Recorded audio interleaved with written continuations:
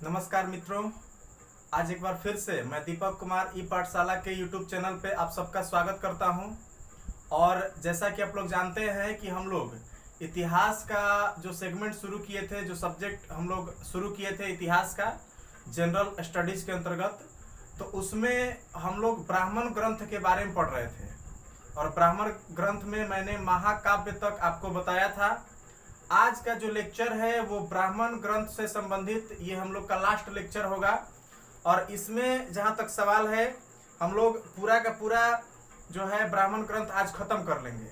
और आज मुख्य रूप से जैसे कि आप लोग जानते हैं कि दो ब्राह्मण ग्रंथ बच गए थे, जिसमें कि एक जो था वो था पुराण, और दूसरे की अगर हम लोग बात करें तो वो था स्मृति ग्रंथ। तो आज इन्हीं दोनों ब्राह्मण ग्रंथों के बारे में आज हम लोग चर्चा करेंगे और देखेंगे कि इनसे संबंधित कौन कौन से महत्वपूर्ण प्रश्न जो हैं वो परीक्षा में पूछे जाते हैं। तो चलिए आज का जो हम लोग का लेक्चर है वो शुरू करते हैं, समय को न गंवाते हुए, और देखते हैं कि इनसे कौन कौन से महत्वपूर्ण प्रश्न बनते हैं। चलिए ध्यान दीजिए। सबसे पहले आज हम लोग जिस चीज के बारे में देखने वाले हैं उसका नाम है पुराण। ठीक है, पुराण के बारे में आज हम लोग पढ़ेंगे। सबसे पहले दोस्तों, पुराण की अगर हम लोग बात करें तो इसमें आपको ध्यान देना है कि पुराण में जो है ईश्वर, ध्यान दीजिए, जो उस समय के प्राचीन कालीन जो ईश्वर थे, प्राचीन काल में जो लोग थे, वो जिन देवी देवताओं की पूजा करते थे, जिन देवी देवताओं के प्रति आस्था रखते थे, तो उन सभी देवी देवताओं का प्लस में उस समय जो भी ऋषि मुनि वगैरह थे, ऋषि, ठीक है, यानी कि आपको ध्यान देना है कि सबसे पहले तो इसमें क्या मिलेंगे जी, ईश्वर या देवी देवता, और दूसरे चीज इसमें हम लोग ऋषि को देखेंगे। इसके साथ ही साथ उस समय के जो महापुरुष लोग थे, ध्यान दीजिए, महापुरुष, तो इन सबकी जो वंशावली थी, ध्यान दीजिए, सबकी जो वंशावली थी, तो उस वंशावली को ही हम लोग किसके अंतर्गत पढ़ते हैं जी, तो पुराण के अंतर्गत पढ़ते हैं। ध्यान से समझिएगा, पुराण क्या है जी, तो पुराण एक ब्राह्मण ग्रंथ है जिसमें कि हम लोग किसके बारे में पढ़ते हैं, तो जो देवी देवता हैं उनके वंशावली के बारे में हम लोग इसमें मुख्य रूप से अध्ययन करते हैं। और इसके साथ साथ ये पुराण जिन समय काल में, जिस समय काल में लिखे गए थे, तो उस समय काल की सामाजिक और जो धार्मिक स्थिति रही थी उसके बारे में भी पर्याप्त मात्रा में जानकारी जो है वो हमें पुराणों के माध्यम से मिलती है। ये बात आपको ध्यान रखना है। अब जो है मेन आपको यहाँ से सबसे महत्वपूर्ण एक प्रश्न बनता है, जो कि आमतौर पे जो छोटे स्तर के जो एग्जाम होते हैं, जैसे कि एसएससी का जो इंटर लेवल का एग्जाम हो गया, या फिर एमटीएस का एग्जाम हो गया, या फिर अगर हम लोग रेलवे ग्रुप डी की बात करें, या फिर जो भी हो छोटे लेवल के जो एग्जाम होते हैं, तो उन एग्जाम्स में आमतौर पे ये प्रश्न पूछ दिए जाते हैं कि पुराणों की जो संख्या है, ध्यान दीजिए, आपसे पूछ देगा कि पुराणों की संख्या टोटल कितनी है। तो ध्यान दीजिए कि पुराणों की संख्या जो है ये टोटल 18 है। पुराणों की टोटल संख्या कितनी है, 18।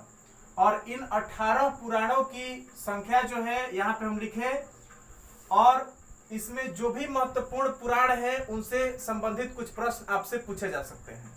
आमतौर पे कौन कौन से पुराण है ये आपसे नहीं पूछेगा, ठीक है, लेकिन फिर भी चूंकि हम लोग यहाँ पे देख रहे हैं, पूरा डिटेल एकदम लेके चल रहे हैं, तो हम आपको यहाँ पे उन सबका नाम भी पहले सोचते हैं कि बता दें, ताकि आगे चल के आपको ये एक सेंस रहे, आपके अंदर समझ रहे कि हाँ जी इतने पुराण, ये पुराण हैं।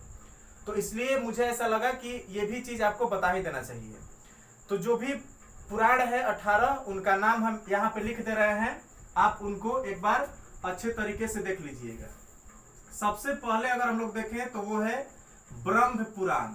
ध्यान दीजिए, सबसे पहला जो पुराण हम लोग देखें वो क्या है, ब्रह्म पुराण।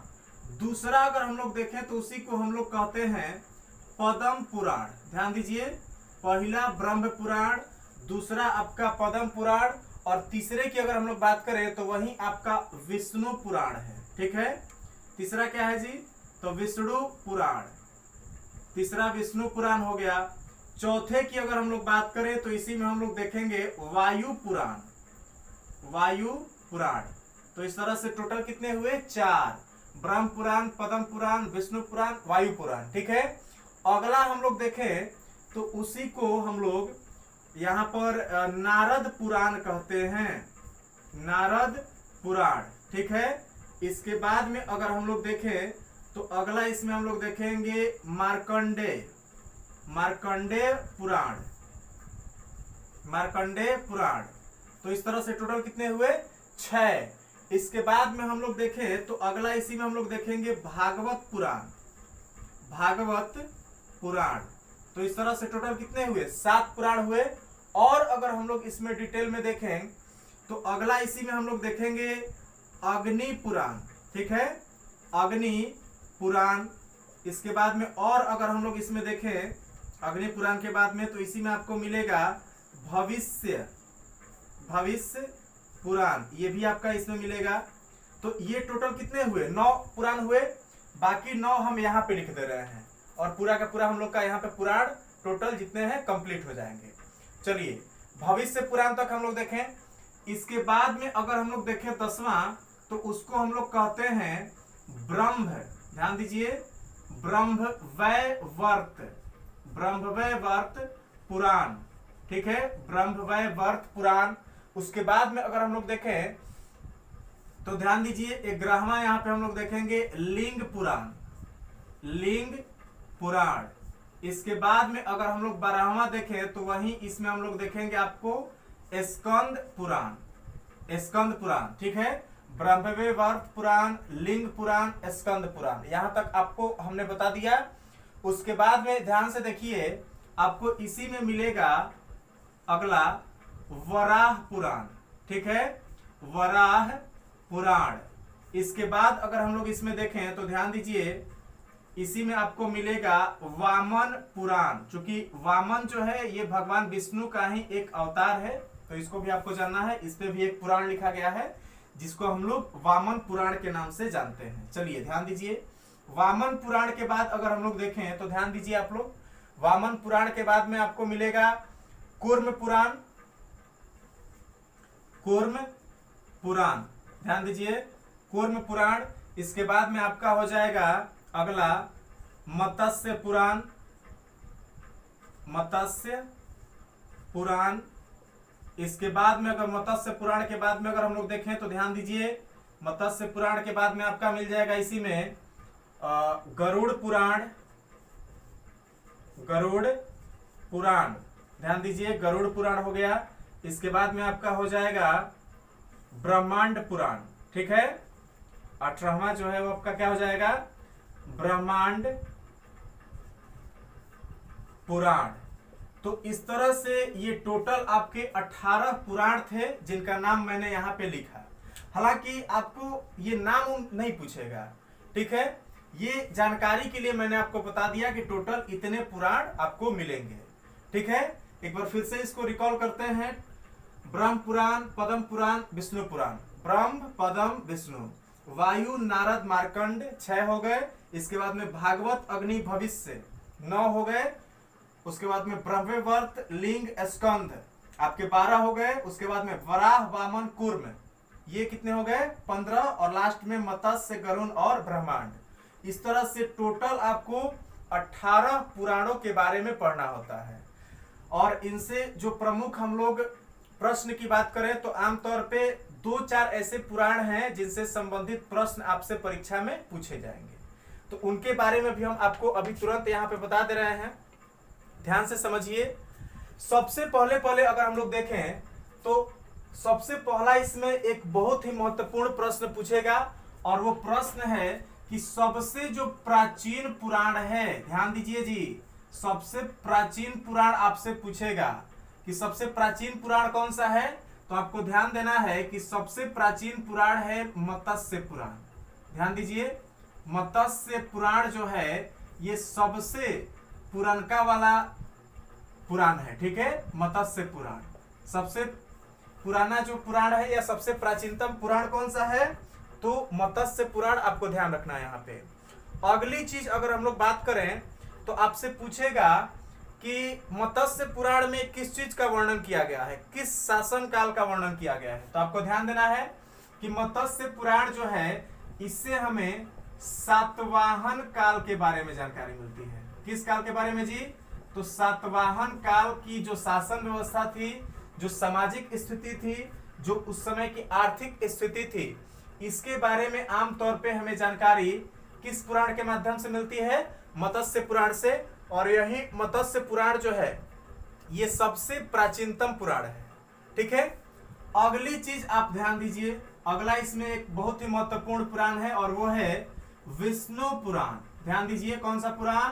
तो विष्णु पुराण।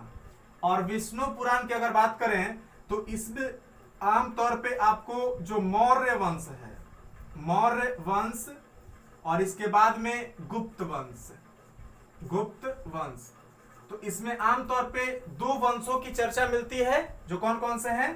पहला मौर्य वंश और दूसरा आपका क्या हो जाएगा? गुप्त वंश। तो इस तरह से ये आपका विष्णु पुराण रहा। अगला अगर हम लोग देखें तो आपको इसमें ध्यान देना है, एक आपका हो जाएगा वायु पुराण। ठीक है, वायु पुराण। और वायु पुराण की अगर बात करें तो इसमें आपको आमतौर पे जो गुप्त हैं और जो शुंग हैं, तो गुप्त और शुंग वंश के बारे में आमतौर पे जानकारी का स्रोत कौन सा है? वायु पुराण है। आपसे प्रश्न पूछेगा कि गुप्त वंश और शुंग वंश के बारे में जानकारी का स्रोत कौन सा पुराण है? तो क्या हो जाएगा? वायु पुराण। और इसके बाद में एक और महत्वपूर्ण पुराण की अगर हम लोग बात करें तो आपको ध्यान देना है कि जो मैंने एक मार्कंडेय पुराण के बारे में आपको बताया, तो मार्कंडेय पुराण में ही सबसे पहले दुर्गा सप्तशती, एक आप कहानी सुने होंगे, दुर्गा सप्तशती। तो दुर्गा सप्तशती की कहानी किसमें मिलती है जी? तो मार्कंडेय पुराण में मिलती है। ये बात आपको क्लियर रखना है। चलिए, ये आपके प्रमुख प्रश्न थे जो हमने पुराणों से संबंधित बताए। एक दो प्रश्न और आपको पुराणों से संबंधित, जब हम पढ़ा ही रहे तो पूरा डिटेल में लेके चल रहे हैं। दो पुराण यहाँ पे और आपको एक दो प्रश्न यहाँ पे पुराणों से संबंधित ध्यान रखना है। और उसमें अगर हम लोग देखें तो एक अग्नि पुराण है, जैसा कि मैंने बताया था। तो अग्नि पुराण के बारे में हम लोग को दो चीजें ध्यान रखनी है। सबसे पहली चीज कि इसमें भगवान गणेश के पूजा के बारे में बताया गया है, गणेश की पूजा।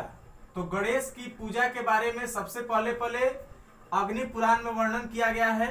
साथ ही साथ इसमें जो तांत्रिक विद्या है, तो तांत्रिक विद्या के बारे में भी अग्नि पुराण में वर्णन किया गया है। तो इस तरह से ये प्रमुख प्रश्न बनने वाले थे जो कि पुराणों से संबंधित पूछे जाएंगे आपसे। तो ये महत्वपूर्ण प्रश्न है जो मैंने यहाँ पे आपको बताया। इनका सबसे पहले आप एक स्क्रीनशॉट लीजिए और उसके बाद में हम लोग आगे की कहानी देखेंगे। ठीक है, जल्दी से लीजिए स्क्रीनशॉट।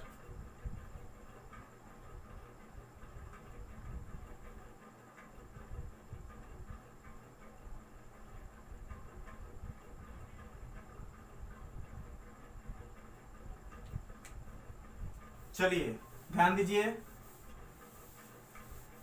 इसके बाद मैंने आपको बताया था कि आमतौर पे आज हम लोग दो चीजों के बारे में डिस्कस करने वाले हैं।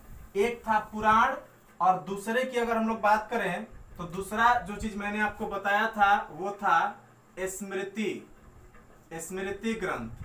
ठीक है, तो सुनिए ध्यान से। स्मृति ग्रंथ जो है इसके बारे में अगर हम लोग बात करें तो आमतौर पे इसको हम लोग हिंदू धर्म में प्रचलित नियमों की पुस्तक कहते हैं या हिंदू धर्म की कानून की किताब कहते हैं। इसमें जैसे कि मुस्लिम धर्म के लिए जो है शरीयत है, उसी तरह से इसको भी माना जाता है कि हिंदू धर्म की जो वास्तविक जो धार्मिक पुस्तक है वो कौन सी है?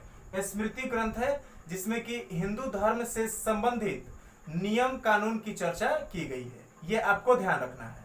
ठीक है, अगली चीज सुनिए, यानी कि सबसे पहली चीज ये क्या है जी? तो हिंदू धर्म की धार्मिक पुस्तक है। धार्मिक मतलब नियम की पुस्तक है, ध्यान दीजिए, धार्मिक नियम की पुस्तक। ये सबसे पहली चीज आपको ध्यान रखना है कि स्मृति ग्रंथ क्या है जी?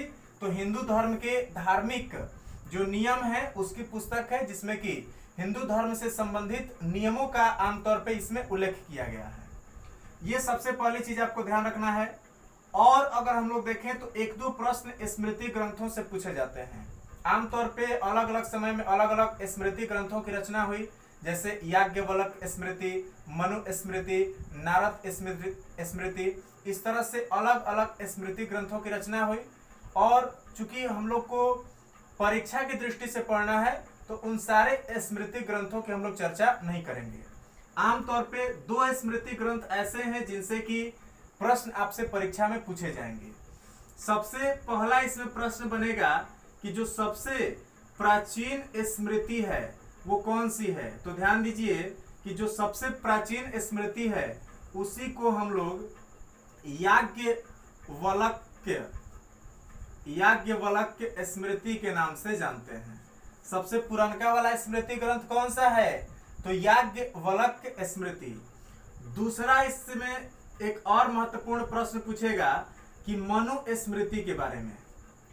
मनु स्मृति, तो ध्यान दीजिए कि मनु स्मृति जो है इससे संबंधित आपसे प्रश्न पूछेगा कि मनु स्मृति का संबंध किस काल से है। तो आपको ध्यान देना है कि मनु स्मृति में हमें गुप्त काल की जानकारी मिलती है। मनु स्मृति से किस काल की जानकारी मिलेगी, तो गुप्त काल की। ये बात आपको क्लियर रखना है।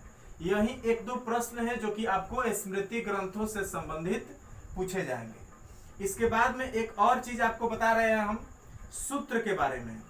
सूत्रों की टोटल संख्या जो है वो 3 है, जिनकी नाम यहाँ पे हम लिख दे रहे हैं। सबसे पहला आपका हो जाएगा श्रौत सूत्र। दूसरा आपका इसी में हो जाएगा गृह सूत्र। और तीसरा इसी में आपका हो जाएगा धर्म सूत्र। तो इस तरह से टोटल आपको 3 सूत्रों के बारे में पढ़ने को मिलेगा। यहाँ तक आज का हम लोग का लेक्चर था जो मैंने आपको बताया। और आज जो है हम लोग का ब्राह्मण साहित्य जो हम लोग पढ़ रहे थे वो पूरा का पूरा कंप्लीट हो गया। ब्राह्मण साहित्य में ये हम लोग का आज लास्ट लेक्चर था। इसके बाद में अगले लेक्चर में हम लोग जो ब्राह्मणेतर या गैर ब्राह्मण जो साहित्य थे उनके बारे में पढ़ेंगे। और गैर ब्राह्मण साहित्य के अंतर्गत हम लोग जैन धर्म से संबंधित जो पुस्तकें हैं और जो बौद्ध धर्म से संबंधित पुस्तकें हैं उनके बारे में हम लोग अगले वीडियो में पढ़ेंगे। तब तक के लिए आप इन सारे टॉपिक्स को अच्छे तरीके से नोट्स बना करके तैयार कर लीजिएगा। इनको एक बार फिर से रिवाइज कर लीजिएगा, जिससे कि आपके माइंड में ये बातें पूरी तरह से छप जाएं। ठीक है, चलिए मिलते हैं एक बार फिर से एक नए वीडियो के साथ। तब तक के लिए वीडियो को देखने के लिए धन्यवाद। अगर आपको वीडियो अच्छा लगा हो तो आप वीडियो को लाइक कीजिए और अपने दोस्तों के साथ शेयर कीजिए। ठीक है।